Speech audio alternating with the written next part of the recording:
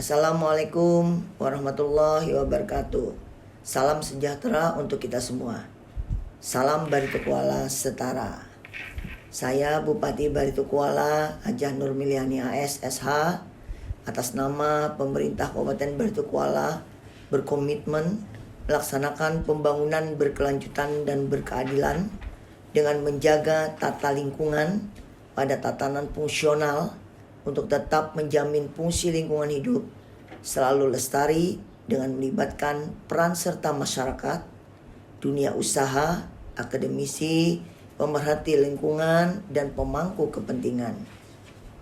Kabupaten Barito Kuala dengan ibu kota Marabahan, Provinsi Kalimantan Selatan, wilayah Kabupaten Barito Kuala memiliki luas wilayah 2.996,96 km persegi dan memiliki 17 kecamatan dengan jumlah desa sebanyak 201 desa dan kelurahan. Indeks kualitas lingkungan hidup Kabupaten Barito Kuala sebesar 63,21, di mana indeks kualitas air 54,14, indeks kualitas udara 92,87, pengelolaan sampah berdasarkan kebijakan dan strategi daerah di dalam pengelolaan sampah sebesar 72,15% sampah terkelola. Dokumen Informasi Kinerja Pengelolaan Lingkungan Hidup Daerah atau DIKPLHD Kabupaten Barito Kuala di tahun 2021 memuat kondisi pendorong atau driving force, aktual lingkungan atau state, tekanan terhadap lingkungan atau pressure, dampak atau impact, serta upaya-upaya yang dilakukan guna meningkatkan kualitas lingkungan hidup atau responses di Kabupaten Barito Kuala. Isu prioritas lingkungan hidup antara lain penurunan kualitas air, peningkatan timbulan sampah dan limbah, degradasi lahan, pencemaran udara, dan kebakaran hutan maupun lahan. Peningkatan timbulan sampah dan limbah. Isu ini dipengaruhi oleh faktor pertambahan penduduk yang cukup tinggi sehingga menyebabkan meningkatnya lahan pemukiman serta usaha atau industri yang tidak diikuti dengan kemampuan pemenuhan layanan sanitasi dan persampahan. Kemajuan teknologi komunikasi menjadi tekanan atau pressure di dalam permasalahan perkotaan. Degradasi lahan dan kebakaran hutan. Penyebab isu ini adalah akibat curah hujan yang semakin tinggi sehingga mengakibatkan banjir, kemarau yang panjang yang dapat menyebabkan hutan menjadi kering sehingga mudah terbakar, dan peningkatan jumlah penduduk dapat meningkatkan kebutuhan di berbagai sektor seperti pembukaan lahan dengan cara ilegal dan pembakaran hutan secara besar-besaran. Terkait kualitas udara, faktor yang menjadi pendorong terjadinya pencemaran udara diantaranya adalah laju pertumbuhan penduduk yang tinggi sehingga mendorong terjadinya peningkatan jumlah kendaraan bermotor, jumlah kegiatan industri, dan jumlah kejadian kebakaran hutan dan lahan akibat peningkatan kebutuhan lahan. Inovasi daerah di dalam pengelolaan lingkungan hidup. Yang pertama adalah upaya peningkatan kapasitas lembaga daerah.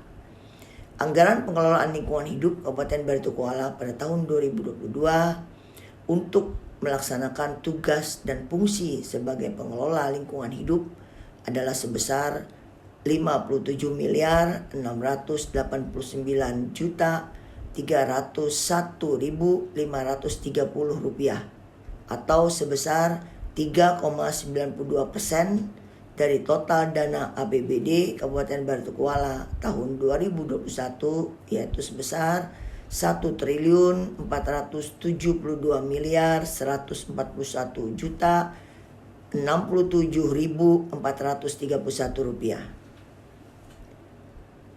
Yang kedua, produk hukum di bidang pengelolaan lingkungan hidup. Produk hukum di bidang lingkungan hidup pada tahun 2021 berjumlah 17 produk. Hal ini diharapkan dapat menjaga kualitas lingkungan dengan peraturan mengikat dan sah yang wajib dipatuhi oleh seluruh masyarakat Kabupaten Baritokuala. Untuk lahan yang berkelanjutan. Lahan berkelanjutan adalah inovasi yang dilakukan dengan pupuk organik. Fungsi pupuk organik bagi tanah dapat menyuburkan dan memperbaiki unsur hara tanah. Terkait Tripicon S, program ini bertujuan untuk mengendalikan pencemaran pada air sungai dan mengatasi sanitasi masyarakat di pinggiran sungai.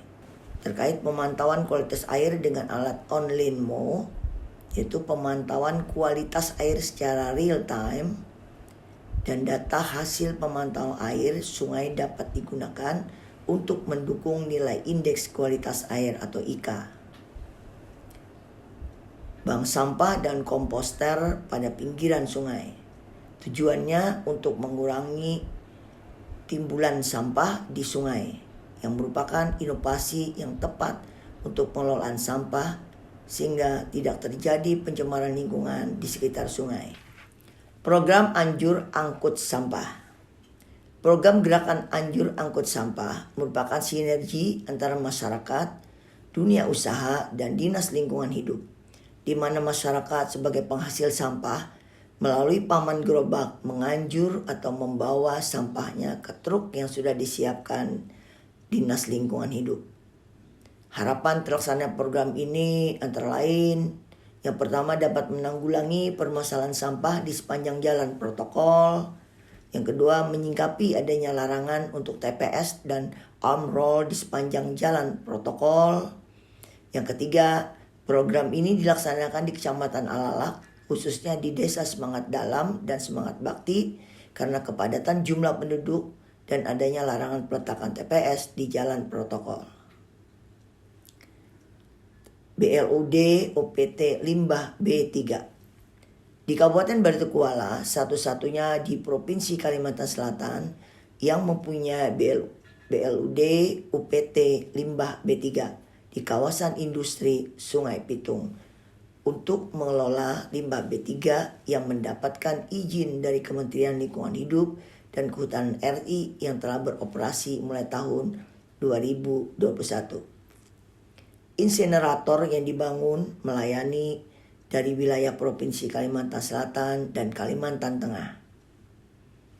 Kegiatan pengolahan limbah B3 medis ini mendapat dukungan dan tanggapan positif dari berbagai pelaku usaha yang berpotensi menghasilkan limbah B3 medis. Pencegahan kebakaran hutan dan lahan. Upaya dalam penanggulangan kebakaran hutan dan lahan merupakan tugas pemerintah daerah yang melibatkan pihak swasta atau industri dan masyarakat. Adapun upaya yang dilakukan pemerintah Kabupaten Baritokuala terhadap penanggulangan kebakaran hutan dan lahan diantaranya adalah: yang pertama, sosialisasi kebakaran hutan dan lahan; yang kedua, reboisasi dan penghijauan; yang ketiga, masyarakat peduli api atau MPA; dan yang keempat, rapat koordinasi lintas sektor. Pembuatan pestisida nabati.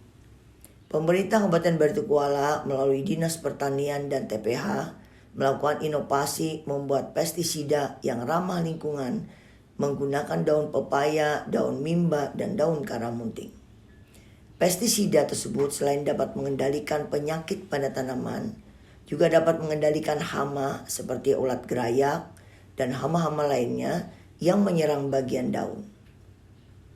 Kami menyadari untuk tercapainya pembangunan yang berkelanjutan dan berkeadilan, di mana tidak hanya pro ekonomi, sosial, dan budaya, tetapi juga harus pro lingkungan, di mana diperlukan secara bersama peran serta dari semua pihak, antara lain masyarakat, pemerintah, dunia usaha, dan akademisi, serta pemerhati lingkungan dan pemangku kepentingan. Demikian yang dapat saya sampaikan. Wassalamualaikum warahmatullahi wabarakatuh.